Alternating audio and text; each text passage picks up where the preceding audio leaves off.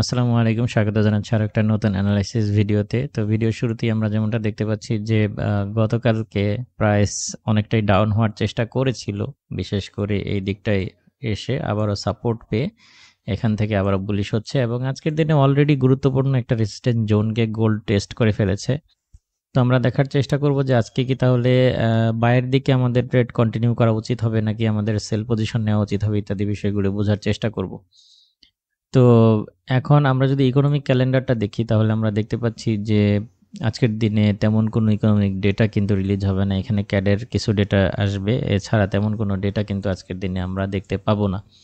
সেই হিসেবে মার্কেটটা টেকনিক্যালি মুভমেন্ট করতে পারে আর আমাদের শুল্ক নীতি সহ ডোনাল্ড ট্রাম্পের যে বিবৃতি বা টুইট বলেন, সোশ্যাল মিডিয়ার পোস্টগুলো আমাদের আসলে দেখতে হবে কখন কি বলে ওঠে তা তো বলা যায় না, যেহেতু বাণিজ্য যুদ্ধ এখনও কন্টিনিউ চলতেছে, পাল্টাপাল্টি শুল্ক আরোপ করা চলতেছে বিভিন্ন ইস্যু। তো এই ইস্যুগুলোর দিকে নজর রাখতে হবে। তাছাড়া আমাদের আজকের দিনে তেমন কোনো ইকোনমিক ডেটা রিলিজ হবে না। তো আজকের দিনে না, গতকালকেও কিন্তু আমি বলেছিলাম যে যদি প্রাইস আপ হয় তাহলে ৩,৩40-৪৫-এর এই রেজিস্ট্যান্স জোন পর্যন্ত আপ হতে পারে বা এটা টেস্ট করতে পারে, যেটা অলরেডি করে ফেলছে এবং এখান থেকে ডাউন হচ্ছে। তো এই পরিস্থিতিতে আমরা যেটা দেখতে পাচ্ছি যে যেহেতু এখান থেকে ফিরে আসছে এই ৩,০৪০-৪৫ থেকে, তাহলে কিছুটা প্রাইস ডাউন হতে পারে। আবার অন্যদিকে যেহেতু বাণিজ্য যুদ্ধ মানে চলমান, পাল্টাপাল্টি শুল্ক আরোপ করা হচ্ছে আবারও, বিশেষ করে ব্রাজিল বা অন্যান্য দেশের সাথে কিংবা জাপানের সাথে এখনও বাণিজ্য চুক্তি হবে কিনা সে বিষয়ে সন্দেহ তৈরি হয়েছে। সেই হিসেবে ডাউন ট্রেন্ড বা ডাউনে নামার যে প্রবণতা সেটা মানে সীমিত হবে। ডাউনে খুব বেশি একটা নামবে বলে প্রত্যাশা করি না। তো যেটা করা যেতে পারে, আজকে আমি আপনাদেরকে টেকনিক্যাল এবং ফান্ডামেন্টাল ওভারভিউটা বেসিক্যালি বোঝানোর চেষ্টা করলাম। তো আপনারা বেশ কিছু পয়েন্ট থেকে আজকের দিনে বাই করতে পারেন।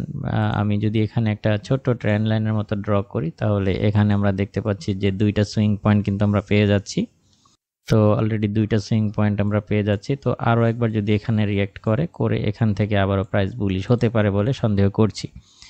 তো সেই হিসাবে আজকের দিনে আপনারা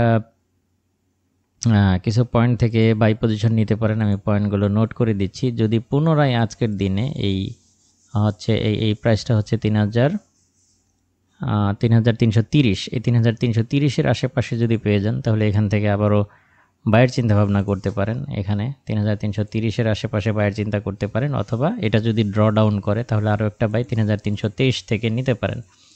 বাইগুলো আমি গ্রিন কালার করে দিচ্ছি, বুঝতে সুবিধা হবে।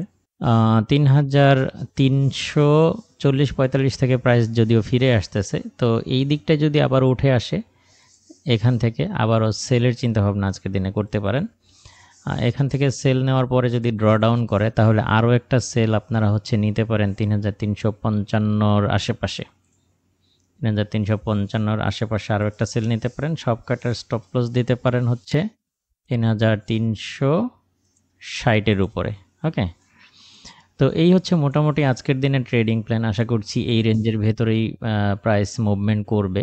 তো তাহলে যেটা আমরা করতে পারি, এখান থেকে যদি বাই নিই তাহলে সব কাটার স্টপ লস এখানে থাকবে ৩,৩20